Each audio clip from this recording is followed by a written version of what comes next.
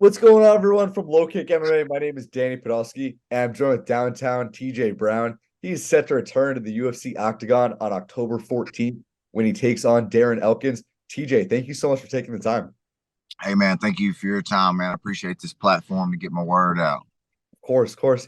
First off, how are you doing today? How's training been going and how this fight come together? Going great, man. As of right now, I'm actually at my son's baseball game. He's out there killing it. But the camp's going great, man. The week before last, I was out in Vegas, trained at Syndicate for a week, got some good cross training there.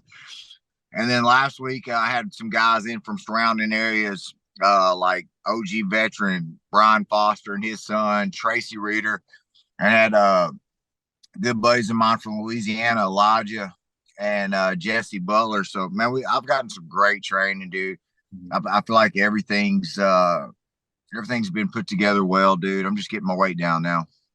I know for you, you're father first, single dad, and it's so awesome to see you always posting your son. How's he doing and how's that going? And I'm sorry to take you away from your baseball game, but I do appreciate the time. Oh, no problem, dude. No problem. Man, he's doing well, dude. He's in baseball right now. He's also playing football. He's doing well with that. Grades are going good. He does have a girlfriend now, which blows my mind. He like turns 12 in a couple days and he's got a girlfriend. I mean, what do boyfriend and girlfriends do at 11, 12 years old? I have no idea. Like, what are they holding hands and calling each other boyfriend and girlfriend? I don't know, but it makes me nervous. About when I found out what girls were is when I started losing my mind. So hopefully he does a little better than me. Fair enough. Have you gotten him into fighting at all? I really don't want him to fight. Now he does train. He does jujitsu. He does kickboxing. He's won state in wrestling here in Arkansas. But I don't really want to get him into fighting, man. Like the concussions and the injuries to the brain, I don't think they're really worth it. He's smarter than I am, so hopefully he can use his brain. Fair enough. And then, going back to your fight, obviously compared to other guys you fought in the UFC, Darren Elkins is a veteran. He's been around for a while. How does that kind of change your mindset going into this fight, knowing if you beat Darren Elkins, that's a big name on your resume? Right, man. I'm looking at this as a great opportunity, man. I've got all the respect in the world for Darren Elkins. He's an OG. He's an absolute dog, man. So this fight's going to be fireworks for the fans. You know what I mean? Like neither of us have got any quit in us, man. And but reality is, I just think I'm a bit better. I'm a bit stronger, faster, a little more athletic, a little younger too. That's got to help a bit. But I've got nothing but respect for him, and I look to go in there and beat him up for 15 minutes. It's funny because when I saw this fight get booked, I mean, I started foaming at the mouth. I was like, "Oh my God, you're taking two of the most entertaining featherweights in the division and putting them in a cage against each other." Yeah, it's an absolutely treat for the fans, man. So I just got to go out there and perform, man, and give you guys what you want. And looking at your last fight, 50K bonus fight of the night against Bill Algeo. First of all, how does that sort of help you getting that 50K bonus? Does that have any tangible effects in training and being able to put more money and time into that? Yeah, I think you hit it on the nail. It just allows me to be all in on fighting and being a father, and that's what I enjoy doing the most, man. So, man, life is good, and I'm just glad to have the opportunity to be in the UFC and make some money, support my family, and live my dreams, man. And I was very happy you got that 50K because I thought you should have got it back in the day against Kai Kamaka. Yeah, bro. Um, and then, looking at the footage on Darren Elkins, there's a lot more footage to watch than maybe some of your previous opponents. What stands out to you, and what do you think gives you the advantage over him?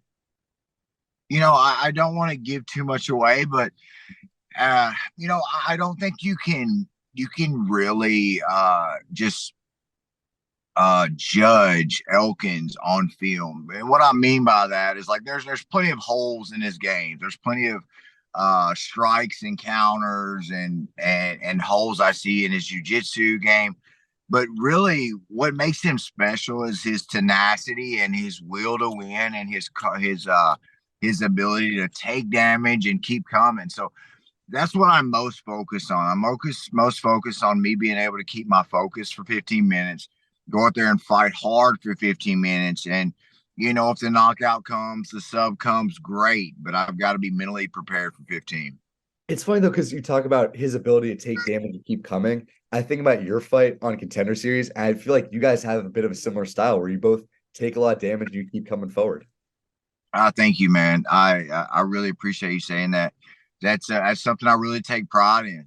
Is the ability to keep coming forward, never stopping. And I try to let those areas flow onto all aspects of my life. Because life's a sumbitch, man. Like life's hard, but yeah, the ability to keep going and stay relentless is what makes champions and what makes great men. So, um, you guys are sure in for a treat, man.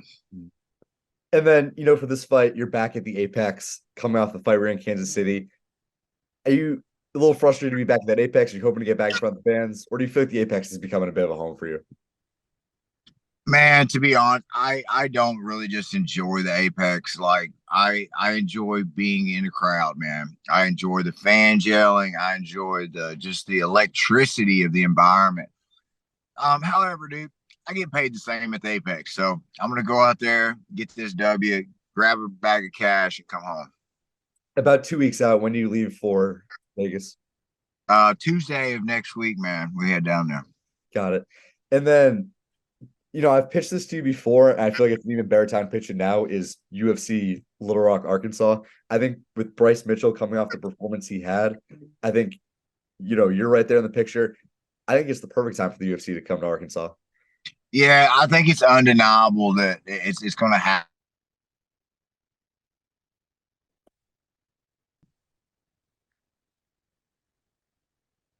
Yeah, man, I think the UFC Little Rock is past due, man, and it's sure about to happen. With so much momentum behind Bryce and myself, dude, like it's inevitable. UFC is going to have to come to Little Rock, Arkansas, man, and we're going to pack that some bitch and have a good night. What should the fans be expecting, from the Crown Little Rock? I don't think the UFC's. I feel like Arkansas. It's a very I don't know how to put it. It's a state that I feel like a lot of people don't know about, and it's a kind of a crowded environment people don't know about. And what can people Yeah, expect to come there? dude, there's some wild people in Arkansas, man. I'm just going to be real honest, dude. But a bunch of people that like fighting and enjoy fighting and support their Arkansans, man. So it'll be exciting to say the least.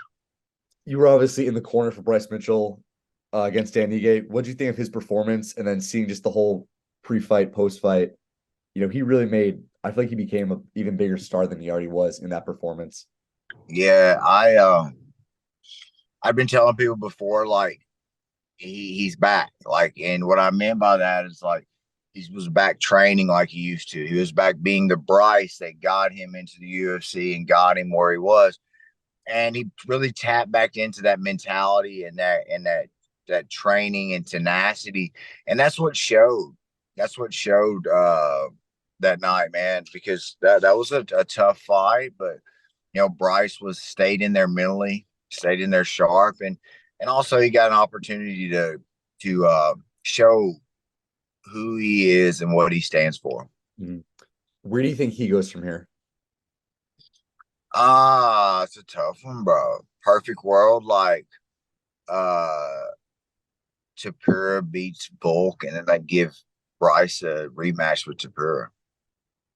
Fair enough. In your division, 145, it's not official, but it's looking like it's going to be Taporia versus Volkanovski. How do you think that fight plays out? I think Tapura beats him, man. I'm a Volk fan, don't get me wrong, but that Tapura is a world beater, bro. Like that dude's like the truth. Mhm. And I got to ask, like Bryce Mitchell, he's got some sort of out there beliefs. Where do you stand in terms of all that religiously? Bro, I think everybody has their own opinion and everybody's entitled to their own opinion. And who am I to judge someone else's? I believe that I believe there is a higher power. I believe there is a God of some sort. Uh, I'm not real sure on which one he is, but my God works through people and is a loving God, and there's definitely something bigger and greater than myself, and that's kind of where I stand, brother. But I'm not as extreme as Bryce when it comes to some of these measures, but he's entitled to his own opinion, and I respect him for standing up for what he believes in. And I'm not trying to, stir the pot or you saying you don't want to say, but like certain things with Bryce Mitchell, and I respect it. He is entitled to his own beliefs. He believes what he believes in. Right. Do you personally believe in gravity? Yes, bro. Okay. Fair enough. I just had to put out there, I don't, but Okay, man. no, it's all I think the whole bit, not even the bit, but what he believes in, it's pushing Bryce more towards superstardom. Hey, man. That's his niche, man, and really, that's who he is. He's being genuine and authentic, and man, that's what we're supposed to be. And then looking at, the card you're fighting on, headlined by two featherweights, Sadiq Youssef, Edson Barbosa. How do you see that fight playing out? I see Sadiq walking him down and just being and beating uh, Edson Barboza. And for you, if all goes well and you beat Darren Elkins, where do you see yourself going forward? Do you want to compete again before the end of 23? And like, how close do you see yourself to being in that top 15? Man, I think I'm right there. After this win, we're gonna renegotiate a new contract, put some more zeros on that contract, and go from there, man. But we're definitely just gonna make our way up the ladder, make some more money, and then I'm getting out of here, man. I'm getting out of here with a bunch of money, and I want to enjoy the rest of my life. And looking at the fight with Bill Algeo, it was a back and forth fight, not the result you wanted. What improvements have you made to your game since then? Just mostly distancing and patience. I think I did a great job of walking him down, putting on a spectacular performance, bro. Like, let's be real honest, I was piecing him up until I wasn't. And but some things I worked on a little bit more is just being a bit more measured and patient. Picking my shots a bit better. I'm known for being aggressive, and I'm going to continue to do that. Just do it a little bit more measured. And and you're training down in Arkansas. Who have been your main training partners to this fight, besides Bryce Mitchell? Um, that Jesse Butler has really helped me a lot from Louisiana. Brian Foster came down from Fort Smith. He was in the UFC for a while. Tracy Reeders come into town. Then we got my brother. He's a Division I wrestler. He's helped a lot. Ataid is a black belt at our gym.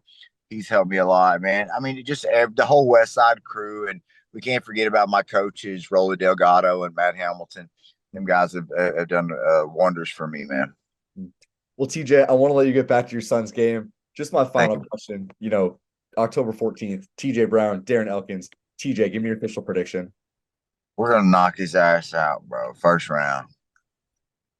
Fair enough. Well, TJ, I'm wishing you the best of luck. If there are any socials or people you want to shout out, go right ahead, my man.